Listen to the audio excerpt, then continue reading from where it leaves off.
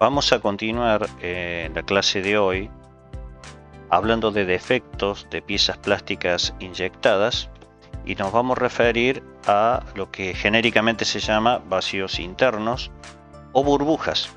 Esos vacíos internos pueden ser de dos tipos, pueden ser tipo rechupe, falta de material interno, o burbuja por gasificación.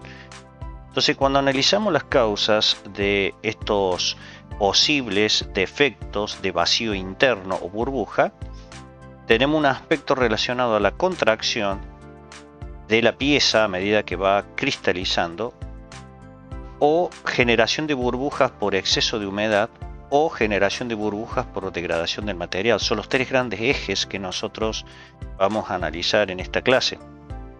Mayoritariamente participan los tres. Puede haber otras causas, pero vamos a hacer foco en estas principales.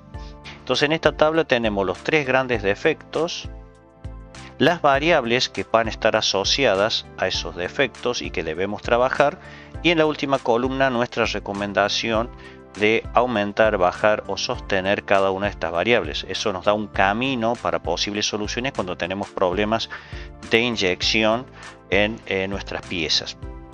Vamos a hablar del tema vacíos internos o burbujas cuando impacta la contracción interna de la pieza dentro de la cavidad del molde a medida que va cristalizando. Recordando que el efecto de contracción principalmente está determinado por el tipo de plástico.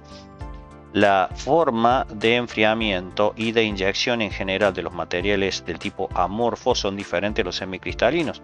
Recordamos que los materiales amorfos tienen bajo porcentaje de contracción relativo, en cambio los materiales semicristalinos tienen un alto porcentaje de contracción en el momento que comienza el enfriamiento. Recordamos que al inyectar y llenar la cavidad, allí comienza el enfriamiento y nosotros tenemos que tener la capacidad de poder calcular correctamente el tiempo de enfriamiento. Entonces, contracción en materiales semicristalinos impacta mayoritariamente. ¿En qué orden de magnitud? De 1 al 3% en los semicristalinos, los materiales amorfos es menor. Entonces, ¿qué variables de proceso nosotros podemos intervenir a los efectos de solucionar un problema por contracción que me genera burbuja interna? La temperatura del agua circulante, normalmente aumentando la temperatura del agua, por lo tanto un poquito la temperatura del molde, nosotros podemos contener el problema de contracción, lo hacemos trabajar más caliente. También aumentando la presión de inyección o el tiempo de inyección. Luego podemos trabajar con la velocidad de inyección, aumentando la velocidad de inyección para mejorar el llenado y también el tiempo de mantenimiento. Ya aumentar los tamaños de canales y orificio de la boquilla del molde, bueno, será una solución que implica modificar el herramental, pero ya como última instancia.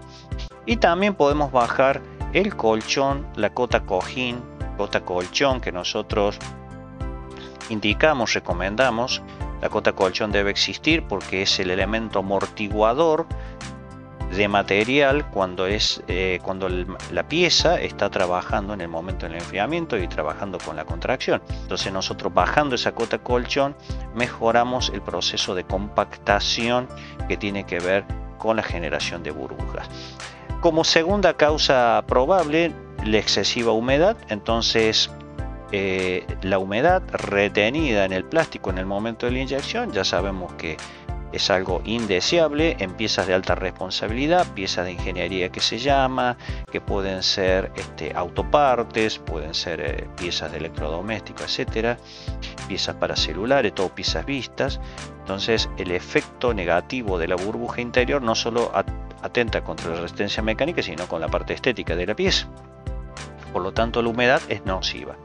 Normalmente un 0,2% máximo de humedad retenida es la permitida para piezas de alta responsabilidad.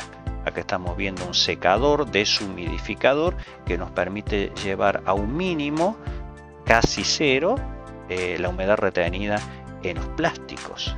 Entonces, haciendo deshumidificado el material, aumentando ese poder de deshumidificación, mejorando el secado, nosotros vamos a evitar problemas de burbuja por excesiva humedad retenida. Y la última instancia de degradación del material, vamos a comenzar a explicarla ahora, donde la temperatura de inyección puede influenciar. Recordamos que la degradación del material es cuando el plástico empieza a emitir gases fruto de su descomposición en dos aspectos: o por excesivo tiempo de permanencia a la temperatura de inyección o por elevada temperatura. Nosotros podemos programar una excesiva temperatura de inyección, por lo cual degradamos el material por exceso de temperatura. Pero también a veces, habiendo colocado la temperatura correcta o el perfil térmico correcto en la resistencia de calefactoras, el excesivo tiempo de permanencia hace que el material se degrade. Por eso que los dos caminos es bajar la temperatura de inyección y bajar el tiempo de permanencia. Y por último, respecto a la degradación del material que ocasionan burbujas, el tiempo de ciclo, bajando el tiempo de ciclo, bajando la velocidad de inyección y algo muy importante en la fase de carga, bajar las RPM de usillo. Bien, así damos la clase de este tema en el curso de inyección de plástico. Si este video te ha gustado, danos un like, puedes compartirlo, puedes hacer comentarios, nos pueden enviar comentarios a nuestro email de este tema, pueden recomendar el link, pueden suscribirse al canal si todavía no lo han hecho, y bueno, nos veremos en el próximo video. Hasta pronto.